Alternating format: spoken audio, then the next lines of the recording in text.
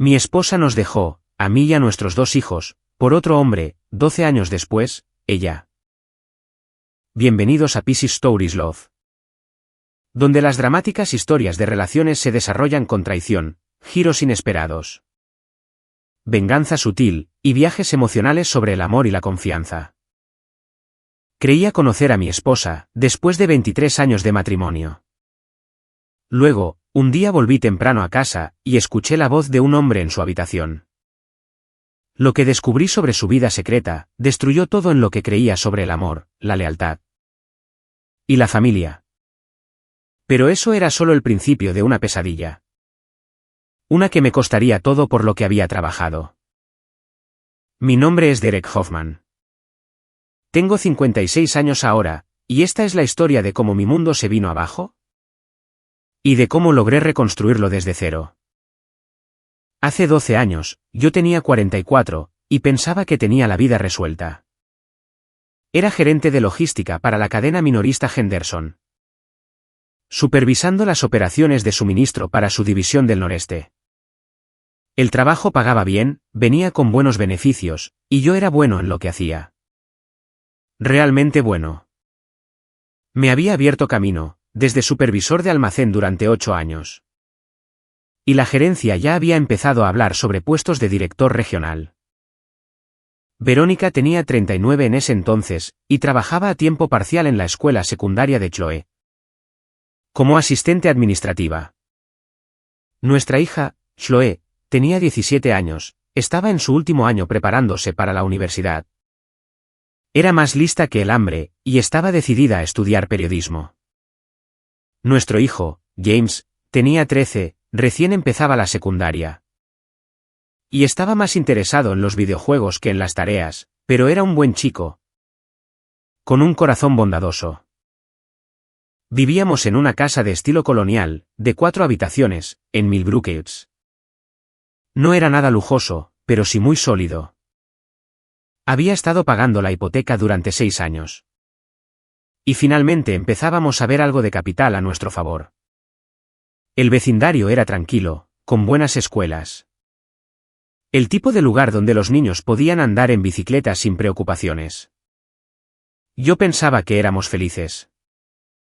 Claro, el trabajo me mantenía ocupado. Y había semanas en las que hacía turnos de 60 horas durante las temporadas altas. La gestión de inventarios no duerme durante las vacaciones. Y cuando eres responsable de coordinar envíos en 12 estados. Los problemas no esperan a que sea un buen momento. Pero supuse que Verónica entendía eso. Las horas extras pagaban el fondo universitario de Chloe, y nos mantenían al día con la hipoteca. La primera gran ruptura en mi mundo perfecto, llegó un miércoles por la noche, en marzo. Había llegado a casa alrededor de las 8:00, más tarde de lo habitual, debido a un retraso en un envío en Baltimore. Verónica estaba en la cocina, pero apenas levantó la vista cuando entré. ¿Cómo estuvo tu día?, pregunté, aflojándome la corbata, y sacando una cerveza del refrigerador. Bien, dijo Verónica, sin darse la vuelta desde la estufa, donde estaba revolviendo salsa marinara. Los chicos terminaron su tarea. James sí. Chloe está en la biblioteca. La conversación se sentía rígida, como si fuéramos extraños teniendo una charla trivial. Lo había notado antes, pero se lo atribuí al estrés. ¿Todo bien?, insistí, estudiando su perfil. Todo está bien, Derek. Solo estoy cansada. Pero no estaba bien. Durante las siguientes semanas, la distancia entre nosotros se hizo más grande. Se iba a la cama más temprano, alegando dolores de cabeza. Había empezado a llevar su teléfono a todas partes, incluso al baño.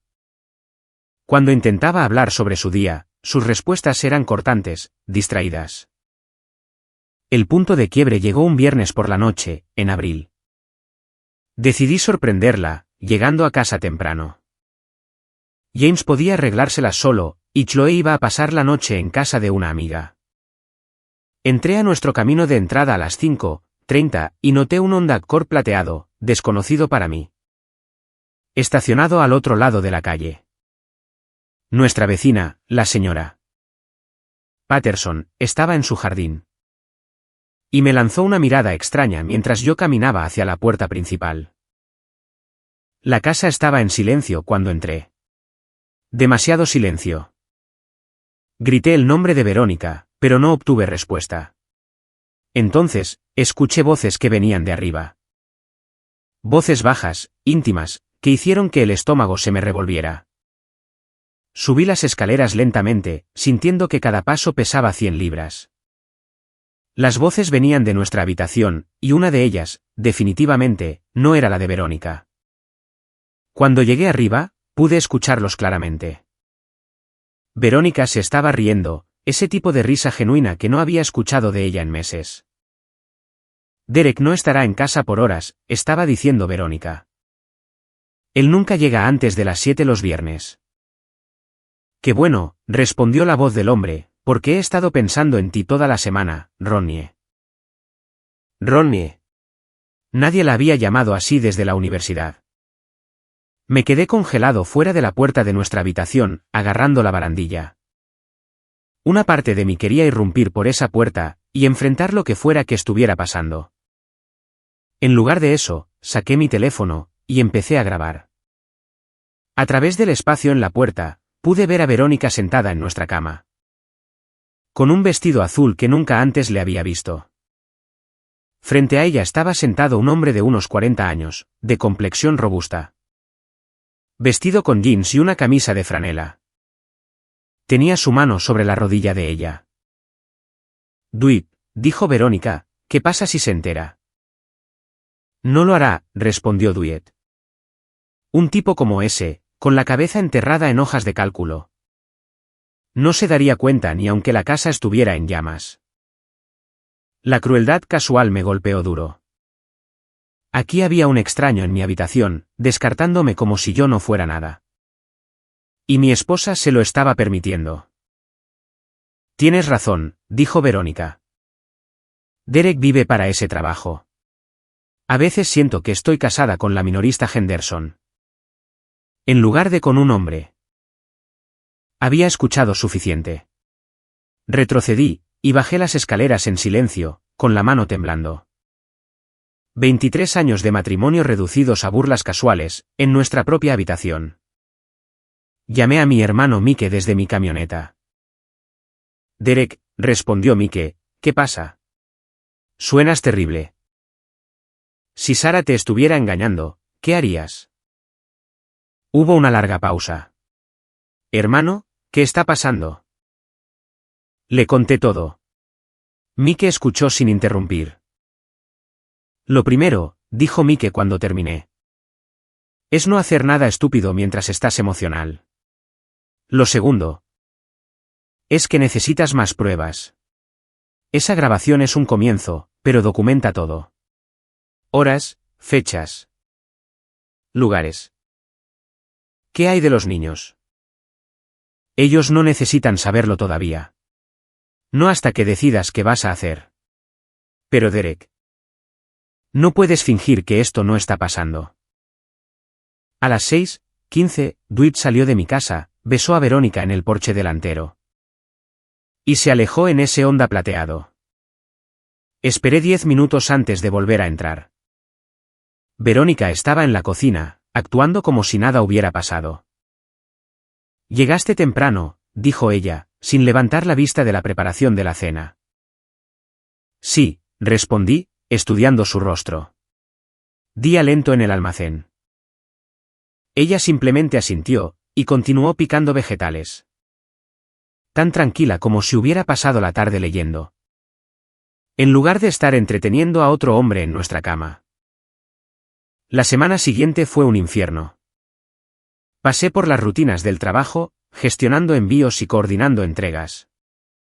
Pero mi mente estaba en otra parte.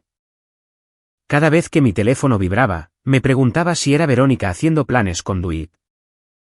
Cada noche cuando llegaba a casa, buscaba señales de su presencia. Mike me había dado el nombre de un investigador privado, un tipo llamado Tom Walsh, que se especializaba en casos matrimoniales. Tom era un ex detective de la policía, corpulento como un jugador de fútbol americano. Pero con unos ojos agudos e inteligentes. Nos reunimos en una cafetería del centro, durante mi hora de almuerzo. Tu hermano me contó sobre tu situación, dijo Tom, deslizándose en la cabina frente a mí. Antes de seguir adelante, necesitas entender lo que estás pidiendo. Una vez que empiece a cavar, no hay vuelta atrás. Vas a descubrir cosas que quizás no quieras saber. Ya sé que me está engañando, dije. Necesito pruebas que se sostengan en el tribunal. Tom asintió, y sacó una libreta. Háblame de este tal Dwight. Apellido, dónde trabaja, qué coche conduce. Le conté todo lo que había observado. Tom tomó notas, haciendo preguntas específicas sobre horarios, ubicaciones y patrones de comportamiento. Esto es lo que voy a hacer, dijo Tom. Voy a seguir a tu esposa durante una semana, para documentar a dónde va, con quién se reúne y cuánto tiempo se queda. También voy a hacer una verificación de antecedentes de Dwight Graham. Puede que te sorprenda lo que aparezca. ¿A qué te refieres? Tipos como este, por lo general, siguen un patrón. Probablemente esta no sea su primera aventura. Los hombres casados que persiguen a otras mujeres casadas a menudo tienen un historial. 3 días después, Tom me llamó con sus hallazgos preliminares. Dwight Graham tenía 46 años, se había divorciado 2 veces. Y trabajaba como gerente regional de ventas para una empresa de suministros de plomería. Tenía 2 condenas por conducir ebrio, y estaba atrasado en los pagos de manutención infantil. Para ambas exesposas. Todo un ganador, dijo Tom con sarcasmo. Pero aquí está la parte interesante. Ha estado casado 3 veces.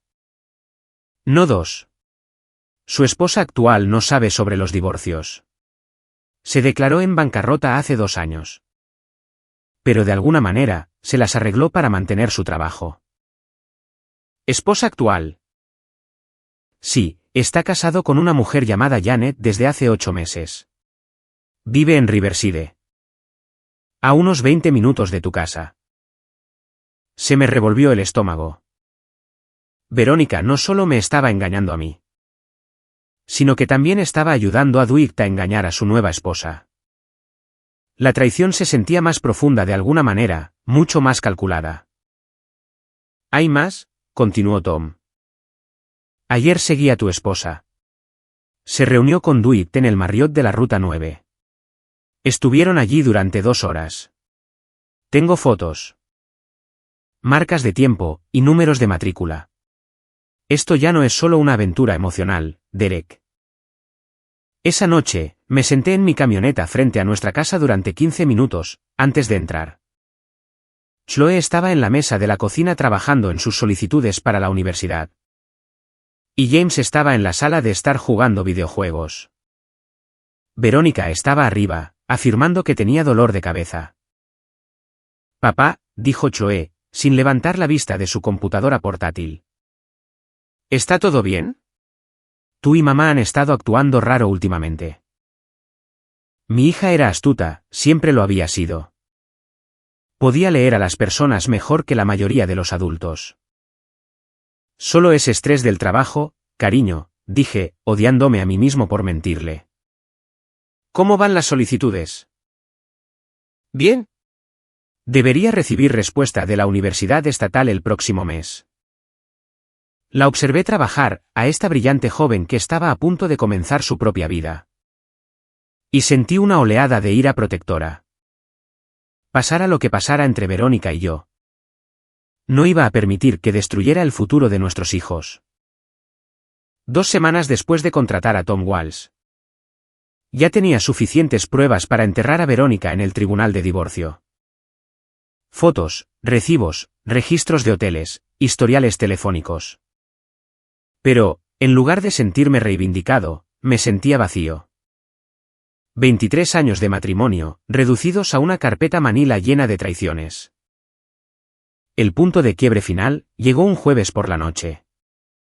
Había estado trabajando hasta tarde, esta vez de verdad. lidiando con un retraso masivo en los envíos que había afectado en cascada a toda nuestra cadena de suministro. Cuando llegué a casa a las 9:30, la casa estaba a oscuras. Excepto por la televisión en la sala de estar. James estaba dormido en el sofá, todavía con su ropa escolar. El auto de Chloe no estaba en la entrada, y no había rastro de Verónica. Desperté a James suavemente. Oye, amigo. ¿Dónde está tu mamá? Se fue alrededor de las 6, dijo James, frotándose los ojos. Dijo que tenía que hacer recados. Me dijo que pidiera pizza para cenar. Recados a las 6 de la tarde, que duraban hasta las 9:30. Revisé mi teléfono. Ningún mensaje de Verónica. Ninguna explicación de dónde estaba, o a qué hora volvería. Fue entonces cuando algo dentro de mí se rompió. No fue la ira explosiva que había esperado, sino algo más frío, más peligroso. Yo había sido el responsable durante todo nuestro matrimonio, el proveedor, el planificador. El hombre que siempre hacía lo correcto. ¿Y de qué me había servido? Llamé a Mike. Necesito salir de casa por un rato. ¿Puedes venir a quedarte con James? Derek, son casi las 10 de la noche, ¿qué pasa? Solo necesito un poco de aire. Por favor. Mike llegó 20 minutos después. Me miró a la cara una sola vez, y no hizo preguntas. Vete, dijo. Me quedaré hasta que regreses. Conduje sin rumbo por un rato, hasta que finalmente terminé en el Casino Riverside. Un lugar en el que había estado exactamente 2 veces en mi vida. Ambas veces, para las fiestas de Navidad de la empresa. Pero esta noche, las luces brillantes y el ruido constante. Se sentían como exactamente lo que necesitaba. Comencé en la mesa de blackjack con $100, diciéndome a mí mismo que jugaría durante 1 hora. Y luego me iría a casa. Las cartas fueron amables conmigo al principio, y los $100 se convirtieron en $300, luego en $500. El croupier era amable, las bebidas eran gratis, y por primera vez en semanas. No estaba pensando ni en Verónica, ni en Dwight, ni en los papeles del divorcio.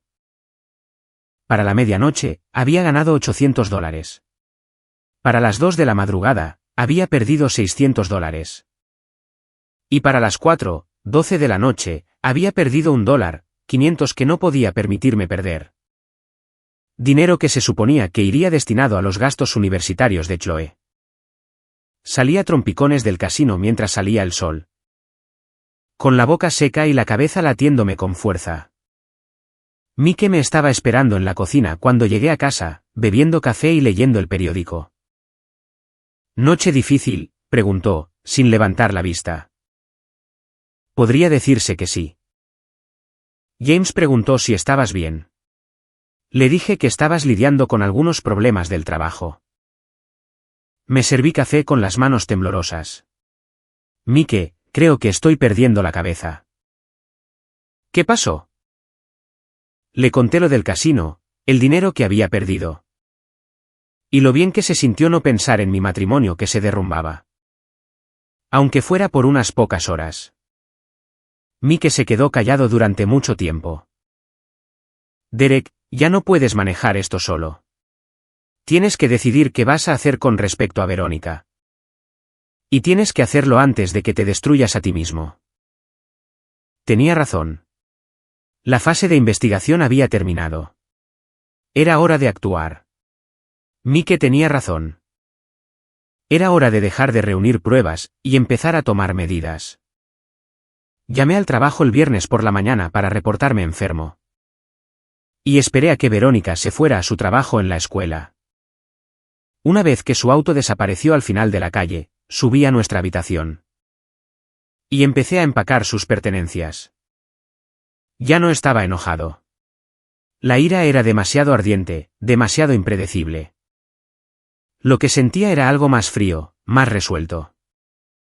23 años de matrimonio merecían algo mejor que mentiras, y recibos de habitaciones de hotel. Pero, si así era como iba a terminar, entonces terminaría bajo mis propios términos. Llené 3 maletas con su ropa, zapatos y artículos personales. Todo lo demás, los muebles que habíamos comprado juntos, las fotos de la boda. Las cuentas bancarias conjuntas, eso se resolvería a través de los abogados. Pero quería que sus efectos personales estuvieran fuera de mi casa. Antes de tener la conversación que pondría fin a nuestro matrimonio. Cuando Verónica llegó a casa esa tarde, encontró las maletas alineadas en el pasillo delantero. Y a mí sentado en la mesa de la cocina, con las carpetas manila de Tom Walsh extendidas frente a mí. Derek, dijo ella, con una voz cuidadosa y controlada. ¿Qué es todo esto? Siéntate, Verónica. Tenemos que hablar. Se quedó de pie, y sus ojos se movieron desde las maletas hasta las fotos en la mesa. Imágenes de las cámaras de seguridad del hotel, mostrándolos a ella y a Dwight entrando al Marriott. Recibos de tarjetas de crédito por cenas románticas a las que yo no la había llevado. Registros telefónicos mostrando cientos de mensajes de texto entre ellos. Contrataste a alguien para espiarme, dijo ella, y había una genuina conmoción en su voz. Contraté a alguien para documentar lo que estabas haciendo, mientras yo estaba en el trabajo. Proveyendo para nuestra familia, respondí.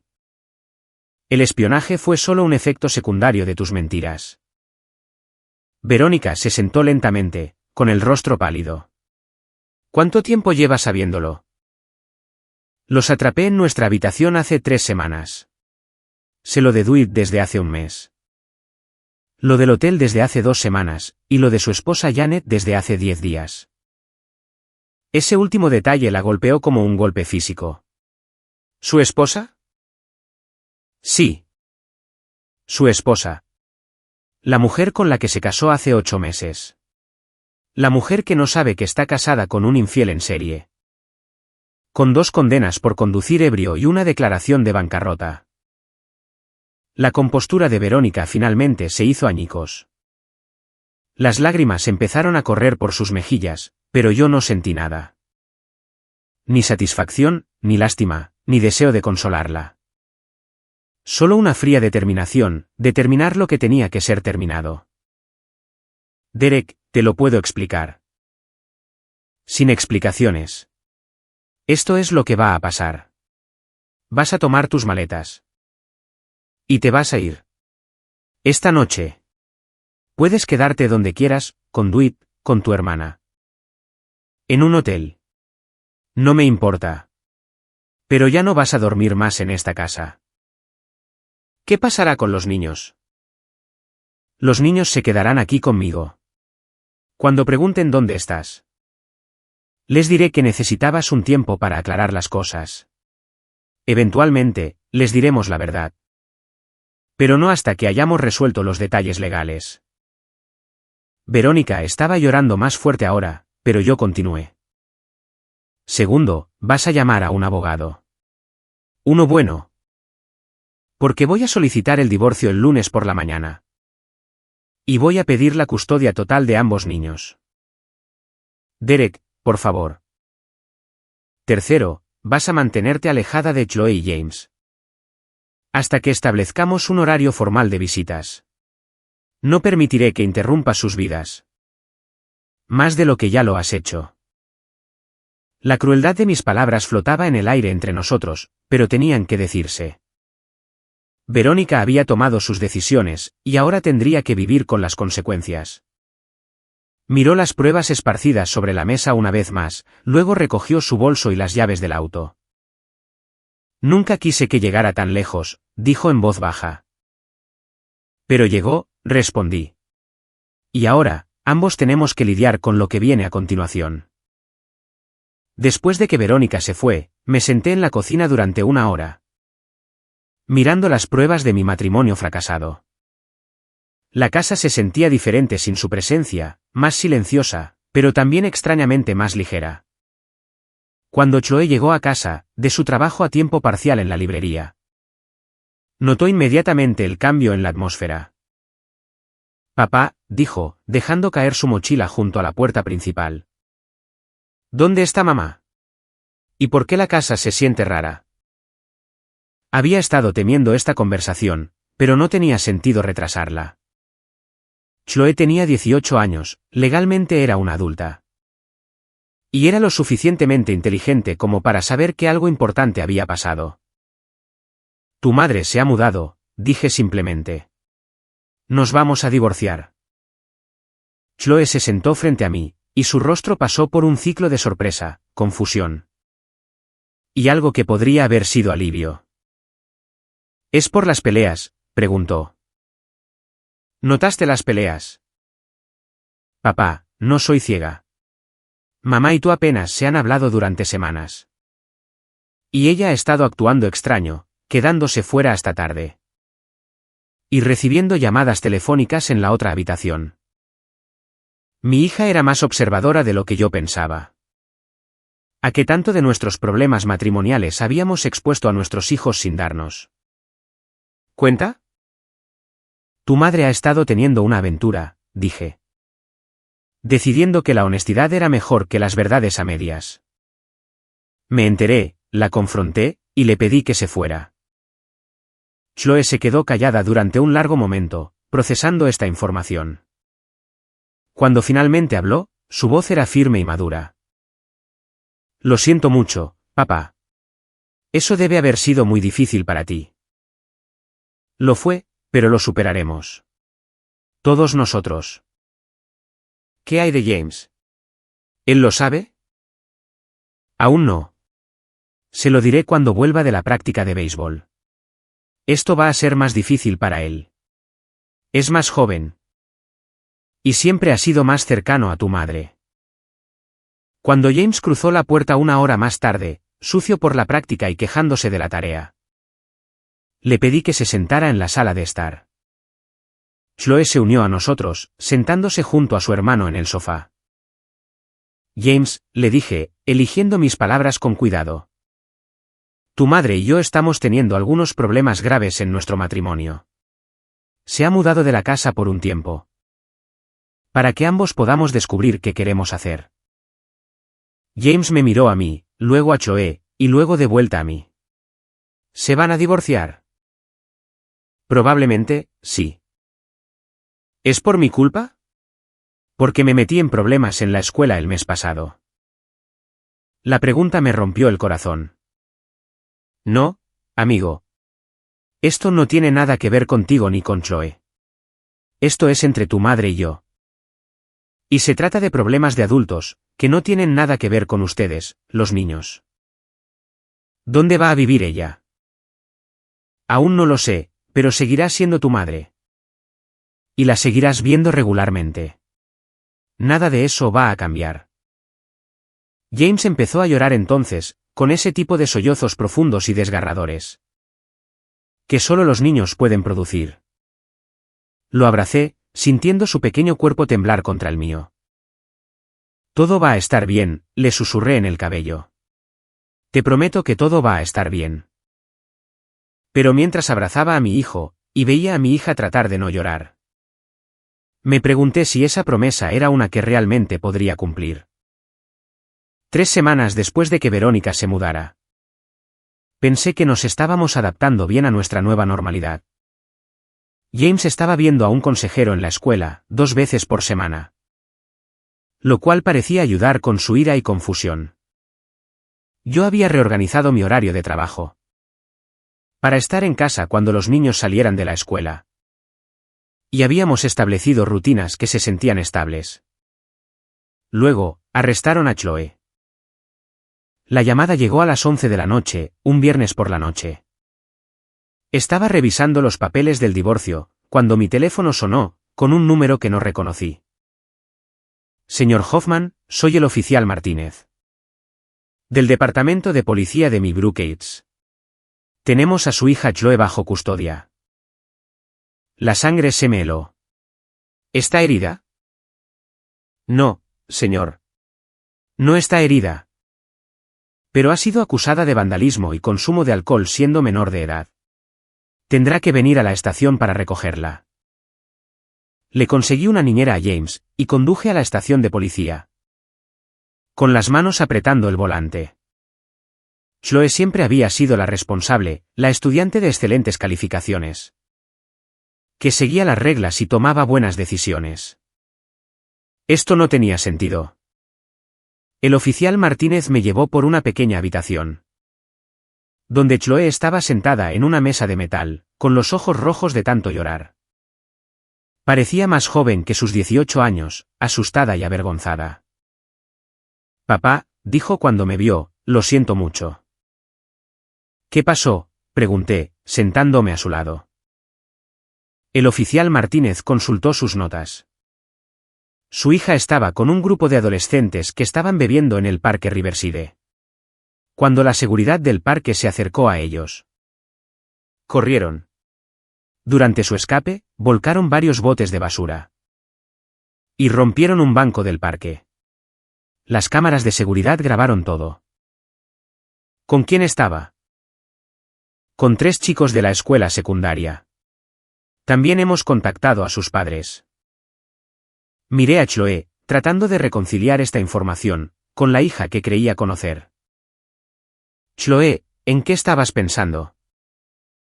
No estaba pensando, dijo, con la voz que apenas era un susurro. Yo solo estaba. No lo sé. Enojada, supongo. Después de que completamos el papeleo y condujimos a casa en silencio, preparé café para los dos. Y nos sentamos en la mesa de la cocina. Era casi la 1 de la madrugada, pero esta conversación no podía esperar. Háblame, le dije. Ayúdame a entender qué está pasando. Chloe se quedó mirando su taza de café. Todo se siente roto. Papá. Mamá se ha ido. Tú estás trabajando todo el tiempo. James está enojado constantemente. Y se supone que debo ir a la universidad en 4 meses. Y actuar como si todo fuera normal. Podrías haber hablado conmigo sobre esto. ¿Cuándo? O estás en el trabajo, o lidiando con abogados. O tratando de evitar que James tenga una crisis. No hay espacio para mis problemas. La acusación me golpeó fuerte, porque había mucha verdad en ella. Había estado tan enfocado en manejar la logística de nuestra nueva vida, que no me había dado cuenta del costo emocional que esto estaba teniendo en mi hija. Tienes razón, le dije. No le he prestado suficiente atención a cómo estás manejando todo esto. Es mi culpa. Esos chicos, con los que estaba esta noche, me hicieron sentir normal por unas horas. Como si yo no fuera la chica cuya madre se escapó con otro hombre. Chloe. Todos en la escuela lo saben, papá, lo de mamá y Dwight. Alguien los vio juntos en un restaurante. Y ahora está por todas las redes sociales. No puedo ir a ningún lado sin que la gente me mire con lástima, o susurre a mis espaldas. No había considerado lo pública que se había vuelto nuestra crisis familiar. En un pueblo tan pequeño. Chloe estaba lidiando con la humillación, además del abandono. Y yo había sido completamente ajeno a ello. ¿Qué puedo hacer para ayudar? No lo sé.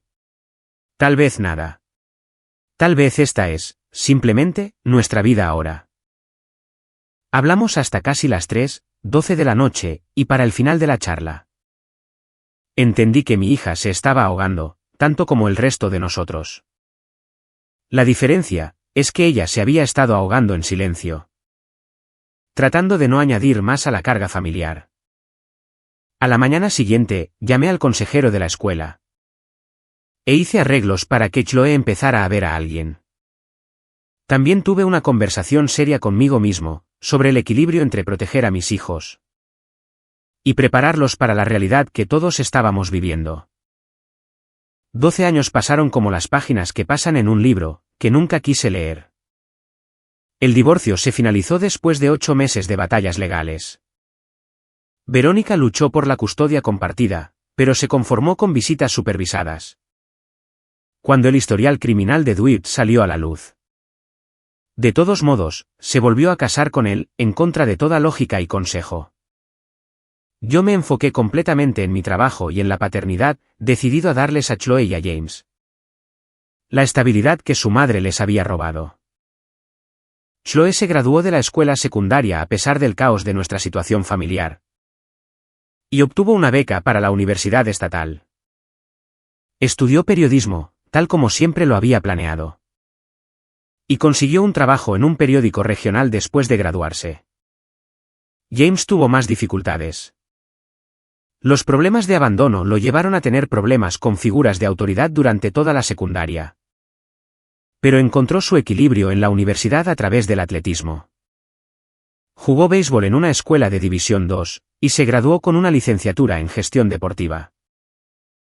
5 años después del divorcio, conocí a Delilah Wolf, en la graduación universitaria de James. Era la entrenadora asistente del equipo de softball femenino, una mujer fuerte e independiente. Que entendía que mis hijos siempre serían lo primero. Nos casamos 2 años después. En una pequeña ceremonia que se sintió como un nuevo comienzo para todos nosotros. Para cuando James cumplió 25 años, ambos chicos ya habían establecido sus propias vidas. Chloe estaba casada con un buen hombre llamado Paul, y trabajaba como reportera de investigación. James era el gerente de un equipo de béisbol de ligas menores, en Carolina del Norte. Nos visitaban con regularidad, pero tenían sus propios futuros que construir. Yo pensaba que el capítulo que involucraba a Verónica estaba cerrado permanentemente. Habíamos tenido un contacto mínimo a lo largo de los años, tarjetas de cumpleaños para los niños. Conversaciones incómodas en la boda de Chloe. Notificaciones formales sobre cambios de dirección por motivos legales. Ella y Dwight se habían mudado a Florida, 3 años después de nuestro divorcio, y la verdad. Que les vaya bien. Luego, un martes por la noche, en septiembre. 12 años después de que ella había dejado a nuestra familia por otro hombre. Verónica llamó a nuestra puerta. No la reconocí inmediatamente cuando abrí. La mujer de pie en mi porche delantero parecía mucho mayor de sus 51 años, más delgada. Con el cabello canoso y los ojos cansados. Cuando pronunció mi nombre, su voz llevaba las mismas inflexiones que yo recordaba, pero más débil. Más vacilante. Derek, dijo, ¿podría pasar, por favor? Necesito hablar contigo.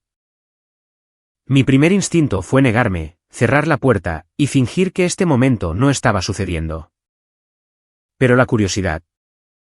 Y tal vez alguna conexión residual con la mujer que había sido mi esposa y la madre de mis hijos. Me hizo hacerme a un lado. Delilah estaba en la cocina preparando la cena. Le grité que teníamos una visita inesperada, y ella apareció en la entrada. Miró a Verónica una sola vez, y comprendió de inmediato quién era. Les daré algo de privacidad, dijo Delilah, apretándome el hombro al pasar. Estaré arriba si me necesitas. Verónica miró alrededor de nuestra sala de estar. Notando los cambios que había hecho a lo largo de los años. Sus ojos se detuvieron en las fotos de la boda de Chloe, y de la graduación universitaria de James. Hitos que ella se había perdido por completo.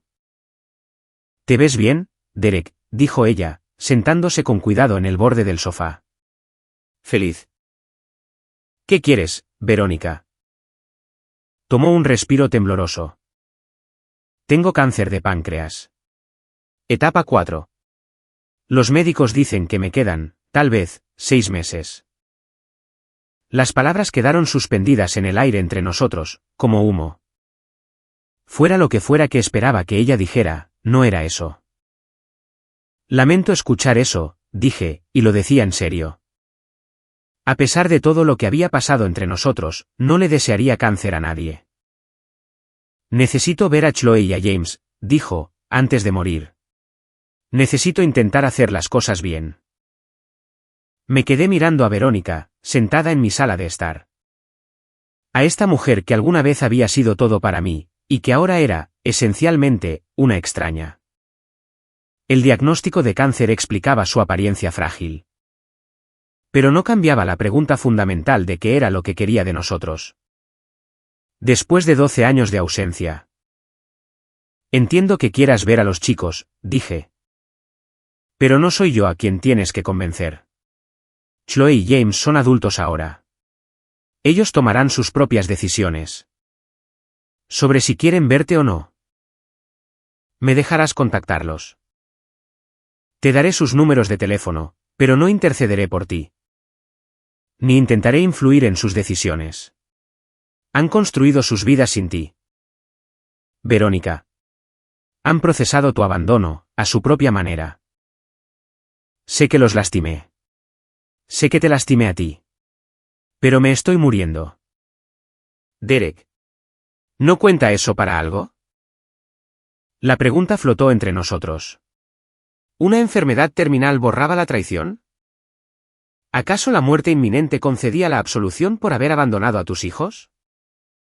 Cuenta para sentir compasión, dije finalmente.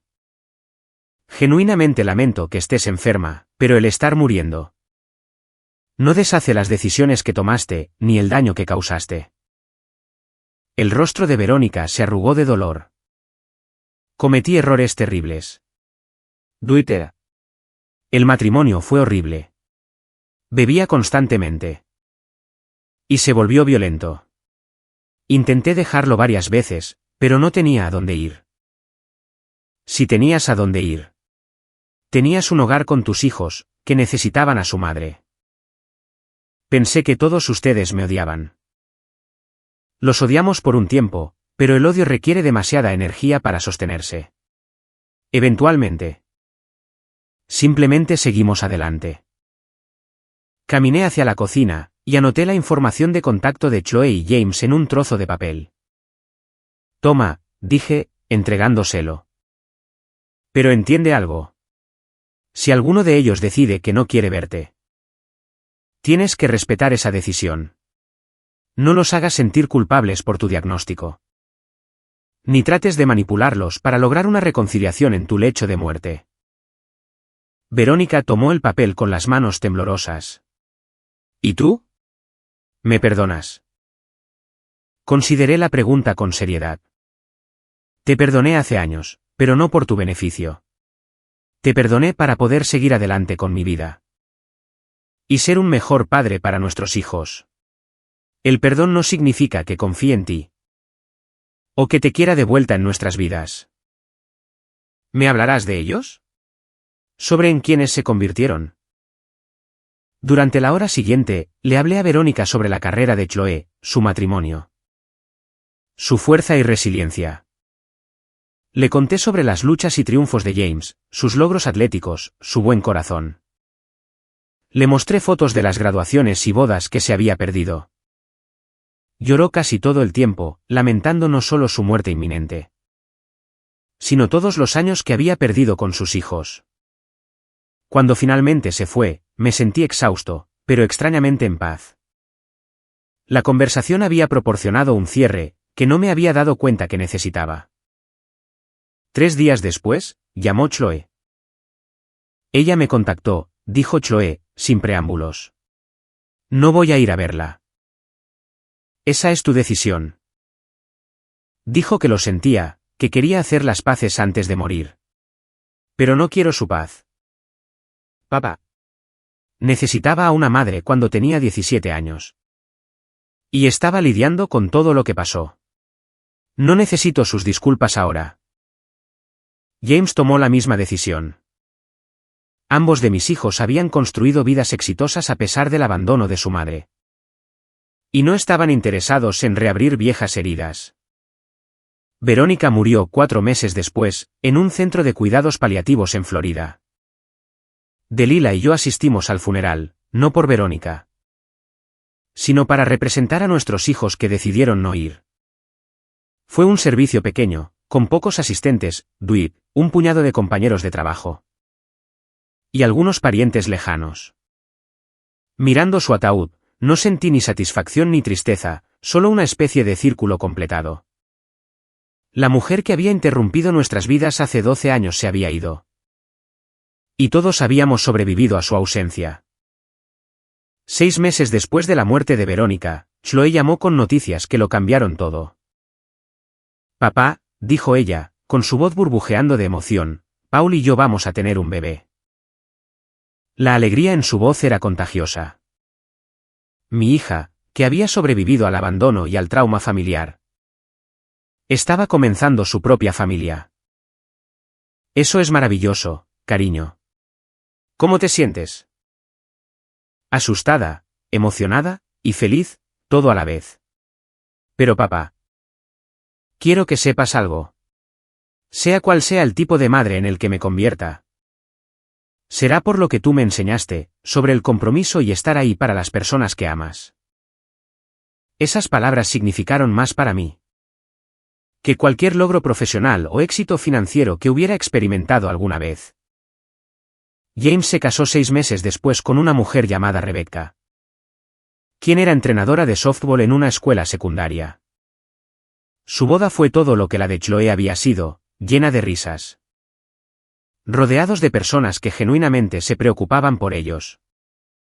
Una celebración de un amor que había sido puesto a prueba, y había demostrado ser fuerte.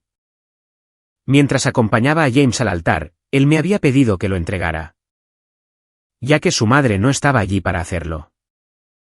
Pensé en el hombre en el que se había convertido, el adolescente enojado y confundido que había luchado con problemas de abandono.